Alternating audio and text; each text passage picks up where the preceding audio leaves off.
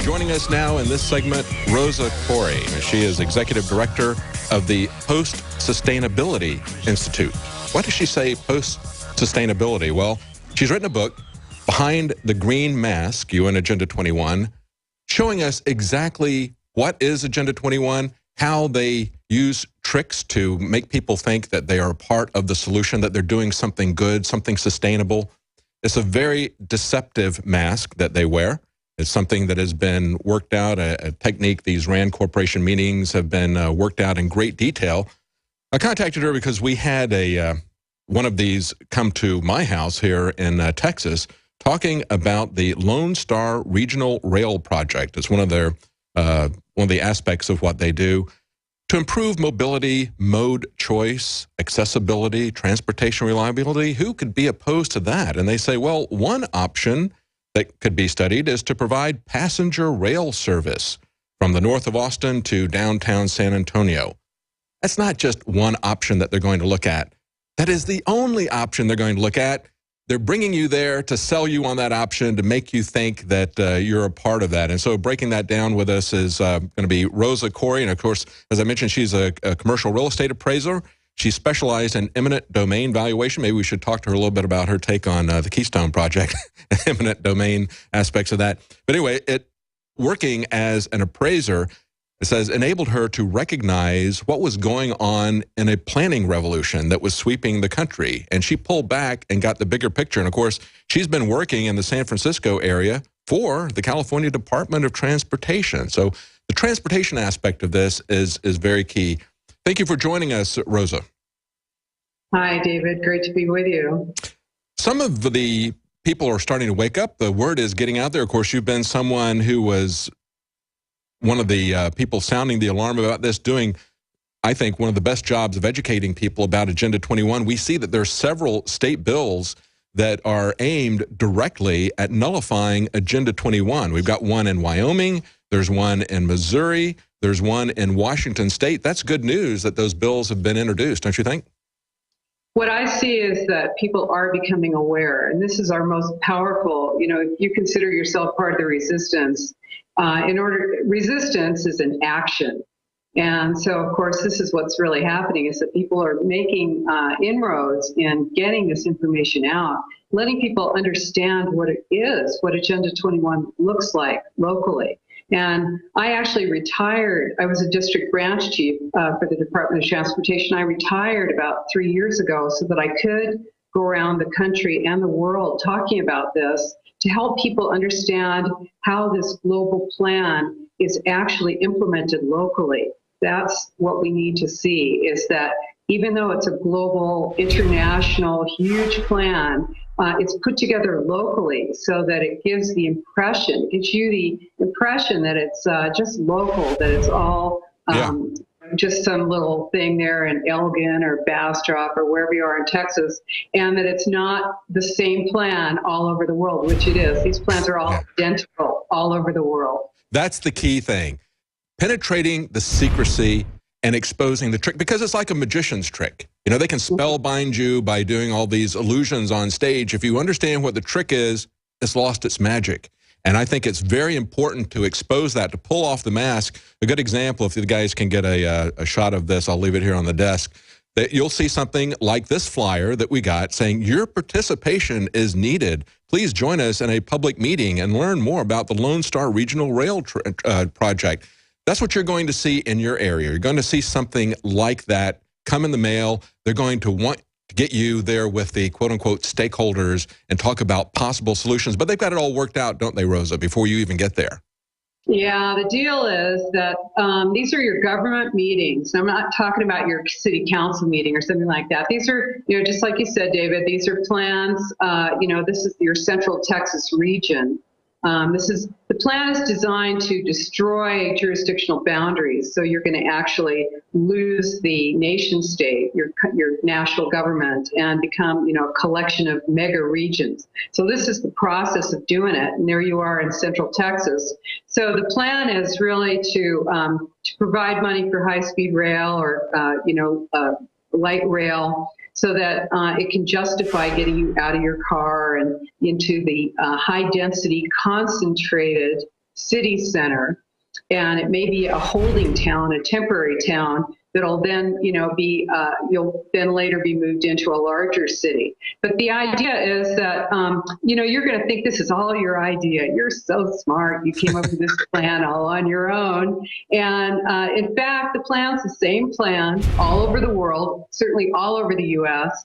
And it's about indoctrinating you. It's about propagandizing you so that you will not dissent, because this plan does not allow for any dissent. Agenda 21 Sustainable Development is about neutralizing the opposition and propagandizing the populace so that you are pacified and don't take action against it. Yeah, speak a little bit about exactly how that's going to be broken down at a meeting, because the RAND Corporation has worked this out into an exact science, and they've practiced this over and over again, just like the magician's trick where they say, hey, pick a card, any card. They know which one you're going to pick. They offer you the card they want you to take.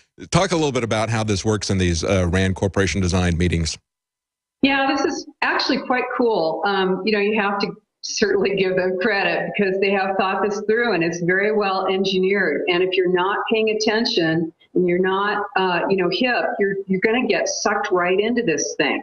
And especially, I have to say, if you're just like sitting at home, not going to these meetings, you're certainly not going to be making, a resistance if you don't know what's happening right there in the center of your town. So what you get is, yeah, come on down, give us your opinion on this cool plan for the, development of this exciting thing about the development of, the center of your town. So you go there, and they have it set up so that, I describe this really fully in my book, and I show you how to anti-Delphi these meetings. Delphi technique is about giving groups of people the impression that what they're seeing and what they're participating in is all their idea, while directing them to a predetermined outcome that you literally have no impact on. That thing is all typed up, printed up, set up, ready to go before you walk in the door. And they may, change the color of the park benches or something,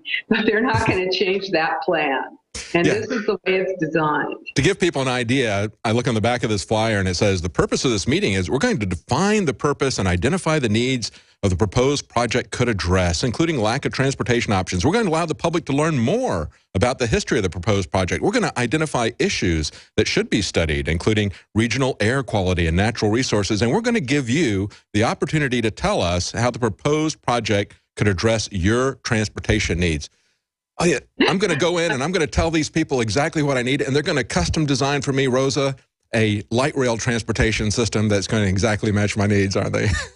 It is. Oh, yeah. And, let's say you go in there, David, and you're just, real contrarian, and you go, you know what, I really dig my car. I really think I like driving my car. Yeah. And they're going to go, right. And next, they don't want to hear anything that does not go right along with the idea that you're going to be living in a condo on top of a shop, smart growth in the center of your transit-oriented development town, which got funding from the federal government to put on that meeting that you're being indoctrinated in. $3.7 million, David, in HUD funds went to Central Texas. Some of it went to Elgin, and that's the meeting you're talking about, in order to implement this plan. And this is all across the United States. Every year, HUD gives out $100 million to little areas so that they'll use these indoctrination techniques on the people.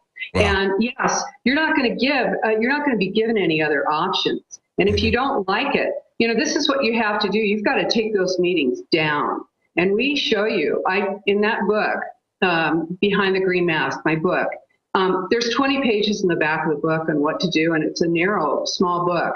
And part of that is a real in-depth focus on how to take down a Delphi meeting. And it's very exciting. It's a lot of fun to do it. And you can really send these guys packing. Just take them right out of your town. That's an excellent book, and we all need to get active. A large part of this, of course, as we said at the very beginning, is an education process. We see a lot of people understand that. That's why we've got bills being introduced, and state legislatures, the 3 states that I mentioned. A good source to find out what's going on with that is, of course, Rosa Koire's website. She's got a blog, Democrats Against UNAgenda21.com. You can find out information there. Of course, some of those articles I was reading were from the 10th Amendment Center. You mentioned, hey, I really dig my car, and I really do dig driving. One of the things, though, that I think is on the horizon right now is taking over the cars. And I think there's even going to be competition with these light rail projects. Of course, they'll still fund the light rail projects because it's never been about transportation. It's always been about paying off corporate donors. But before they even get these light rail projects built, I think they're going to have a control grid imposed upon our cars. Talk about that a little bit. Yeah, well, part of that, I mean, just, the initial thing was OnStar, which, a lot of your vehicles have that, where they can literally be shut off remotely from another location. In other words, let's say suppose the deal is that, somebody rips you off, takes your car, and you report it stolen, and the car can be shut off remotely and disabled.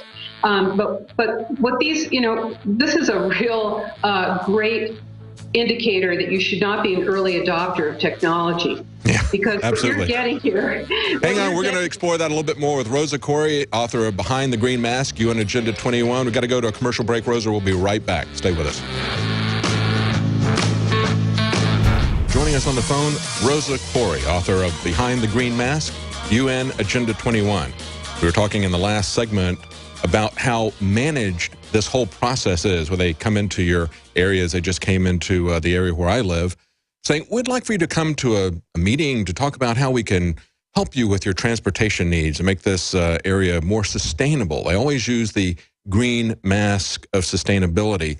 Rosa Koire worked as a real estate specialist, and she recognized what was going on with this. And here's where the magic is. She recognized that it wasn't something that was just going on in her area, because I always like to say, this is just something that's happening locally, and we want your input at the meeting. No, this is something that has been pre-planned. They have a very specific way. They sell this to the public in these RAND Corporation controlled meetings, these Delphi meetings. She speaks about that in her book, about how they try to manipulate you and how you can shut that process down. And we're going to take some of your calls in the next segment. We've got some people who want to talk to you about that, Rosa.